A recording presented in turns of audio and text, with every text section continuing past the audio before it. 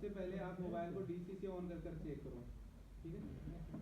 सबसे पहले क्या करेंगे, डीसी से ऑन करेंगे मोबाइल को। जैसे आप पावर बटन ट्रिगर करते हो तो पावर बटन ट्रिगर करते ही रीडिंग इस तरीके से आना चाहिए डीसी पर 40, 60, 90, मतलब कि 100 से पहले आपको 3 रीडिंग शो करना चाहिए, चाहे कुछ भी शो करे। 100 से पहले 3 रीडिंग शो करना चाहिए। इसके बाद में 150, 300, 400, 500 ऐसे अगर जाकर ऑन हो रहा है तो वो ओके है मोबाइल आपका।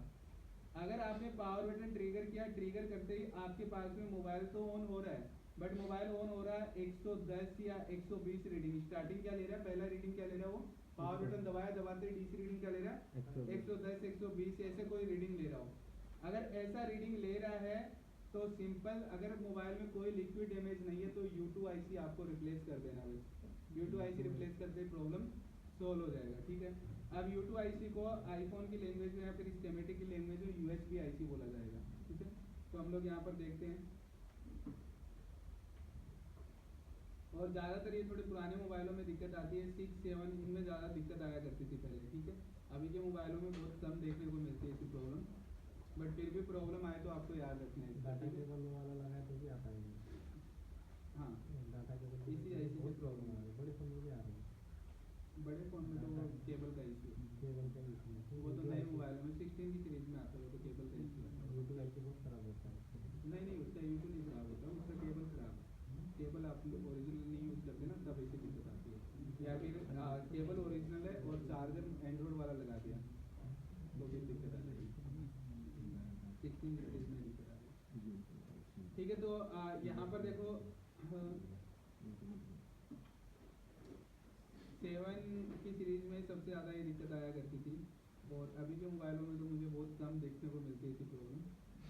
बट डीसी से आपको एक चीज़ पता चल गई कि रीडिंग अगर इस तरीके से जाए तो आप क्या ढूंढोगे, U2 IC, USB IC। और USB IC को बोर्ड पर पहचानने का तरीका बता देता हूँ पहले।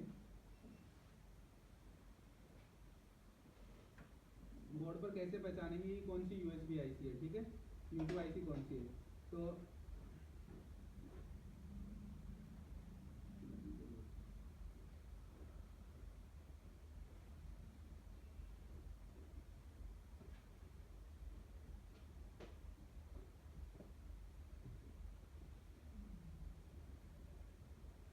देखो, हाँ, जिस भी आईसी के नीचे यहाँ पर देखो एक आईसी है, इस आईसी के नाम में जस्ट लास्ट की लाइन होती है, उसमें NXP अगर लिखा हुआ मिले तो वो U2 IC होती है। आईफोन की सभी आईसीओ में अगर U2 IC ढूंढना तो U2 IC के नाम के सबके लास्ट में जो नाम लिखा है उस लाइन में आपको NXP लिखा हुआ मिलता है तो वो क्या है, U2 IC है। ये IC आपको रिप्लेस करना है।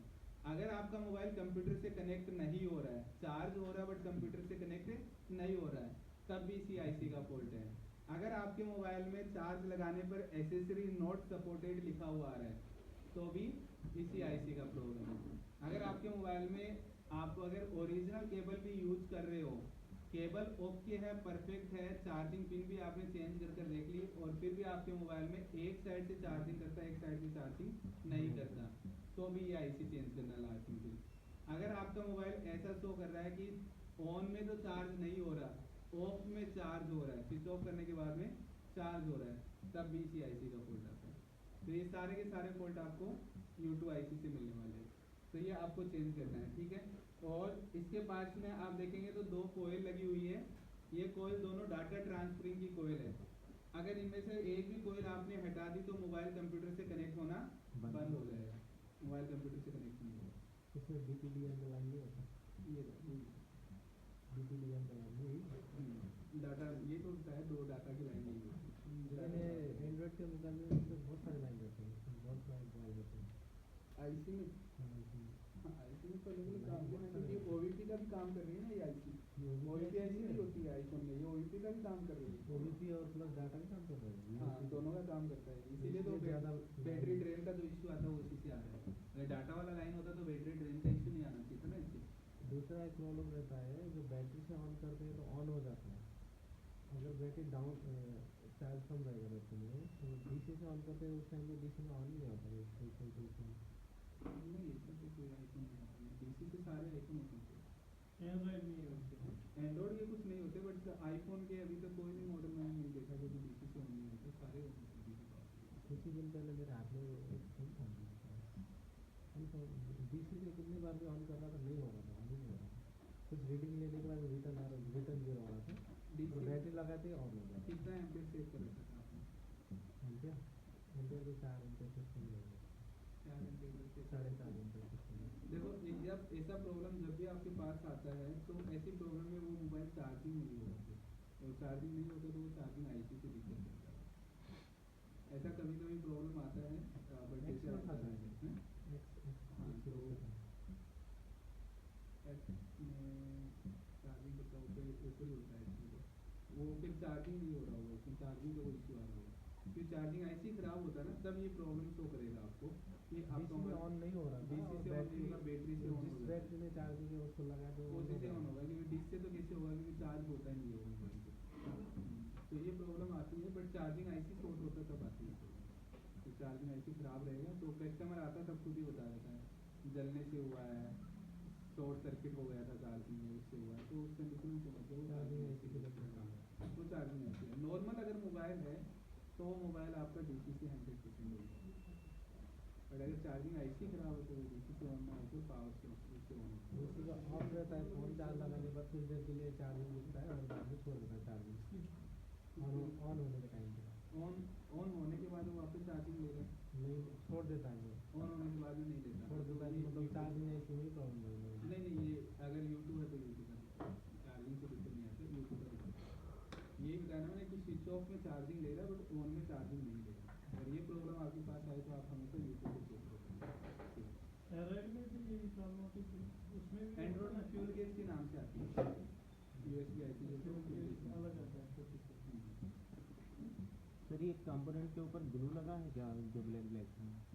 ये हाँ ब्लू ये ब्लैक पेस्टेड है ना, तो कंपोनेंट तो कोई ब्लैक पेस्टेड बनाएगा ज़्यादातर वाटर रेजिस्टेंस नहीं होगा, पानी वानी थोड़ा सा वाटर हल्का फुल्का लगेगा। और लॉजिक चिप देख ही लिया था आपने, ईप्रोम, और देख लो यहाँ पर देखो एक छोटी सी आईसी लगी है 4 पिन की, उसका नाम देखेंगे तो क्या नाम उसका, ईप्रोम। ईप्रोम आईसी अगर आपने रख लिया अपने पास में तो उस मोबाइल में नेटवर्क नहीं आएगा, ठीक है। मतलब ये नेटवर्क सेक्शन की चाबी है, ये नेटवर्क सेक्शन की सीपीयू की चाबी है, ठीक है। 2 सीपीयू है ना, दोनों सीपीयू की चाबी अलग अलग, तो एक हो गया लॉजिक चिप और दूसरा क्या हो गया ईप्रोम। ईप्रोम। तो ये ईप्रोम और बीपी रोम में बीपी बेसबैंड बीबी पीएमयू है, पीएमयू मतलब पावर सप्लाई, पावर, बीबी का मतलब baseband power supply, baseband power, basement power supply. तो ये पावर आईसी है नेटवर्क सेक्शन का, ये पावर आईसी है पूरे मोबाइल का, ये खाली नेटवर्क सेक्शन का पावर आईसी है, ठीक है। ये ऑडियो आईसी है जो कि 7 में बहुत ज़्यादा प्रॉब्लम आया करती थी ऑडियो की, पहले आता है कॉलिंग में लाउड स्पीकर का अपने पास हाइड हो जाता है, हाइड हो जाता है। एक जंपर मारना बस यहाँ से इस वाले रजिस्टर के ऐसे एक सीपीयू की लाइन होती है, सीपीयू की लाइन का रजिस्टर है, ये जंपर मारना होता है, सेकंड नंबर का है, यहाँ पर 3rd नंबर की पिन होती है, उस 3rd नंबर की पिन को देखना उसको कभी हीट मारने से भी उसमें आता वो है, वापस आ जाती है, रिटर्न आता है बहुत बार। ये वाला पिन है ना, ये वाला, ये जंपर मारना होता है, इसकी ये यहाँ से यहाँ तक का ये ब्रेक होता है बस, ये यहाँ से यहाँ तक का जंपर मारकर और उसके बाद में ये आईसी लगा दो, आपके पास रिटर्न नहीं आएगा मोबाइल वापस से। बट इस आईसी को हीट करते टाइम बस इतना ध्यान रखना कि थोड़ा सा ज़्यादा हीट मत कर देना, नहीं नेटवर्क जाता है उसमें। क्यों जाता है नेटवर्क, जस्ट इसके बैक साइड में बेसमेंट पावर सीपीयू होता है, तो देखो जस्ट बैक साइड में क्या है, बेसमेंट सीपीयू, तो बेसमेंट सीपीयू का वोल्ट ड्राइव होते नेटवर्क चला जाता है। तो आईसी को कई बार क्या होता है हीट मारते जाते हैं हो नहीं जा रही, और कर दो उधर इधर से कर दो, ये नहीं करना। ये 7 और 7 प्लस में दिक्कत आती थी, क्या दिक्कत आती थी, आपका ओपन स्पीकर वाला जो ऑप्शन होता है ना, ओपन स्पीकर करने का ऑप्शन होता है, वो ऑप्शन हाइड हो जाता था, मतलब कि ग्रे हो गया, उस पर क्लिक नहीं होगा। तो ऐसा प्रॉब्लम अब जब भी आए तो ऑडियो में 7 और 7 प्लस दोनों मॉडलों में फिक्स प्रॉब्लम थी। तो बहुत सारे लोगों ने पैसे कमाए हैं इसे खाली हीट मार मार कर। इस आईसी पर हल्का सा हीट कर देते थे, चल जाता था, कस्टमर को दे देते थे, 6-8 महीने चला, वापस कस्टमर आता है वापस हीट मार देते, वारंटी नो गारंटी। हाँ 6-8 महीने बाद आता है तो ठीक है, 2 महीने बाद भी आए तब भी ठीक है। 2 दिन बाद आएगा तो दिक्कत वापस हिट मार देना। नहीं, 2 दिन अब बाद यार फ्री में मारना पड़ेगा, अगर 2 दिन में कस्टमर आ गया तो फ्री में मारना पड़ेगा, 2-3 महीने बाद में आया तो पैसे मांगने हैं।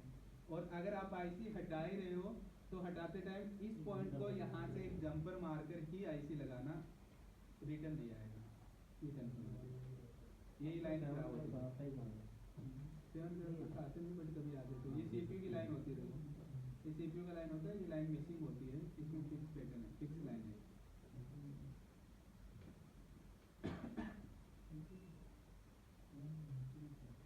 चलिए ये समझ में आ गया, ये ठीक है।